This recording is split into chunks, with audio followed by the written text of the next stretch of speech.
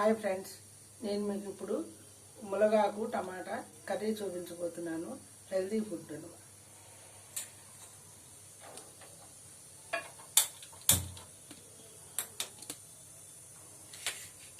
దానికి కావాల్సిన పదార్థాలు: ములగాకు సాల్ట్ వాటర్లో ఒక 10 మినిట్స్ ఉంచి కడిగి క్లీన్ చేసుకున్నాను.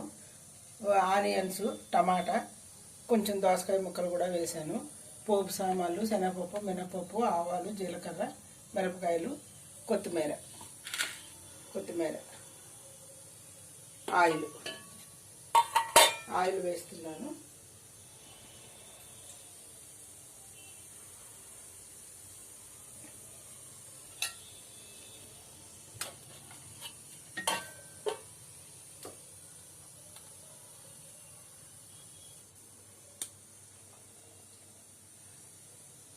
ఆయిల్ హీట్ ఎక్కింది. మిరపకాయలు,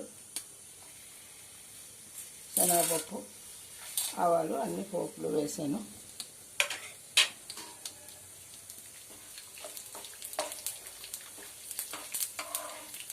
ములగాకు చాలా హెల్తీ ఫుడ్, చాలా రకాల రోగాలకి నివారణ. కాబట్టి ములగాకు ఎన్ని రకాలు, ఎన్ని వెరైటీస్ తీసుకుని కనీసం వీక్లీ 2 times తీసుకుంటే చాలా మంచిదే. నేను ఇవన్నీ కూడాను ఎక్కడో చూసి నేను చేసినవి కాదు. ములగాకు తింటే మంచిదని చాలా చోట్ల చూస్తున్నాను. కాబట్టి ములగాకుని ఏ రకంగానే నేను ప్రాక్టికల్గా ఇవి చేసి నేను తిని మీకు చెప్తున్నాను అన్నమాట. ఫస్ట్ పోపు అయిన తర్వాత ములగాకు వేసుకోవాలి. ములగాకు కొంచెం పచ్చివాసన పోతుంది ములగాకు వేస్తే.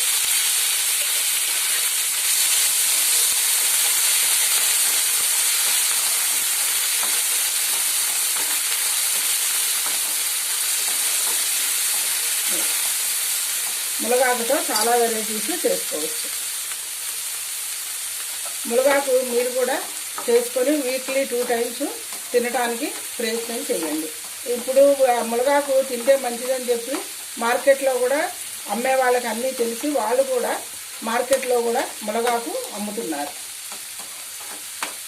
ఎక్కువ తెచ్చుకొని ఎక్కువగా తినడానికి ప్రయత్నం చేయండి. ఆరోగ్యం. ఇలా ములగాకు కొంచెం పచ్చివాసన పోయిన తర్వాత ఆనియన్స్ వేసుకోండి.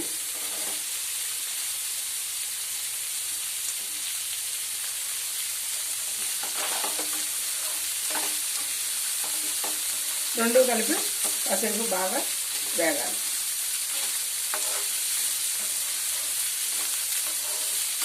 ములగాకుతో చారు చేస్తాను. ములగాకు టమాటా పప్పు బాగుంటుంది. ములగాకు టమాటా కూర, దోసకాయ టమాటా కూర, దోసకాయ టమాటా పచ్చడి, అట్లా చాలా వెరైటీస్ చేసుకోవచ్చు. ఇంకా ములగాకు కొంచెం అలా ఆకులా వేసేస్తే కరివేపాకులాగా తీసి పారేస్తాము అని అనుకుంటే కనుక నేనైతే ఏం చేస్తానంటే కరివేపాకులాగా తీసి పారేస్తారు అని చెప్పేసి ములగాకుని టమాటాని మిక్సీ తిప్పేసి అది చారు పెట్టేస్తా. అప్పుడు ఏమవుతుందంటే ములగాకు మొత్తం మన కడుపులోకి వెళ్ళడానికి వెళ్తుంది. అది హెల్త్కి కూడా మంచిది. మామూలుగా ఆకు వేసామనుకోండి, ఆకు చాలామంది తీసి పారేస్తారు. పిల్లలు పారేస్తారు, పెద్దలు పారేస్తారు. అందుకోసమని ములగాకుని టమాటాని వేసినట్టుగా చిన్న చింతపండు దెబ్బ వేసి, చింతపండు ఎక్కువ వాడకూడదు కాబట్టి చిన్న చింతపండు దెబ్బ వేసి దాన్ని మిక్సీ తిప్పేసి చారు పెట్టేస్తాం. అప్పుడు ములగాకు అన్నీ వేసి చారు కూడా అవుతుంది. దాంట్లో ఉలవలు కూడా నానబెట్టి ఉలవలు కూడా ఉడకబెట్టుకుని ఆ ఉలవలు కూడా కలిపి మిక్సీ చేసుకోవాలి. అప్పుడు ఉలవ చారు అవుతుంది. అవన్నీ ఏంటంటే నేను సొంతంగా చేసినవే మీకు చెప్తున్నాను. నేను ఎక్కడో చూసినవి చెప్పట్లేదు. ప్రాక్టికల్గా నేను చేసుకుని తిని బాగున్నాయి కాబట్టి మీకు అందరికీ చూపిస్తున్నాను. ఇప్పుడు దోసకాయ ముక్కలు 4 వేసాను.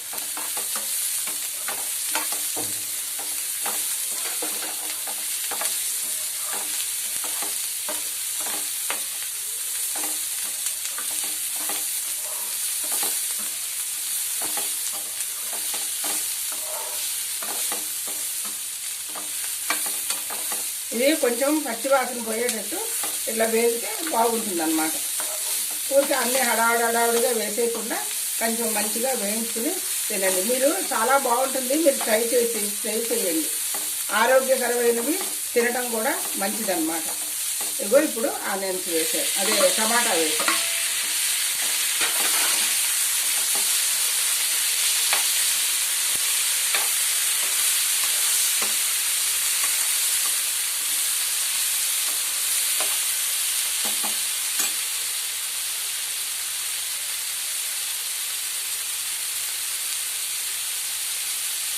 ఇప్పుడు పసుపు,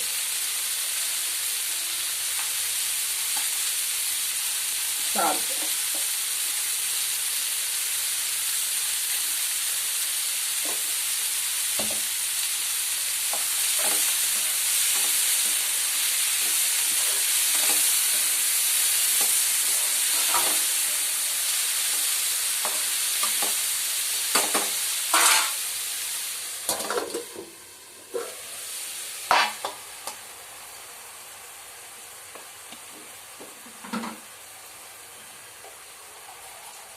దీని మీద కొంచెం వాటర్ వేసుకుంటే టమాటా ముక్క మెత్తబడుతుంది. టమాటాలో నీళ్లు పోస్తే తొందరగా ఏం మగ్గవు. పైన పోసుకుని కాసేపు ఉంచిన తర్వాత అప్పుడు మగ్గుతుంది. ఇది హెల్దీ ఫుడ్. ఇడ్లీలు కూడా మామూలు ఇడ్లీ నూక తెచ్చుకుని తింటే అంత మంచిది కాదు. ఇది మల్టీ రవ్వ ఇడ్లీ, మా చిరుధాన్యాలు. మామూలు ఇడ్లీ పప్పు ఎలా పోసుకుంటామో అలా పోసుకుని 1 to 2 ఇది వేసుకుని ఇడ్లీ చేసుకుంటే బాగుంటుంది. వెట్ గ్రైండర్లో అయితే 3 వేసుకోవచ్చు. వెట్ గ్రైండర్లో వేసుకుని కొంచెం చిన్న ఫ్యామిలీ అయితే కనుక కొంచెమే పోసుకుంటారు కాబట్టి, మామూలు మిక్సీలో తిప్పుకుంటారు కాబట్టి ఇది 2 వేసుకోవాలి. వెట్ గ్రైండర్లో తిప్పుకునే వాళ్ళు 1కి 3 వేసుకోవచ్చు. చిరుధాన్యాలు ఇడ్లీ బాగుంటుంది అనమాట. తినటం అందరూ కూడా అలవాటు చేసుకుంటే అది బాగుంటుందని నేను అనుకుంటున్నాను.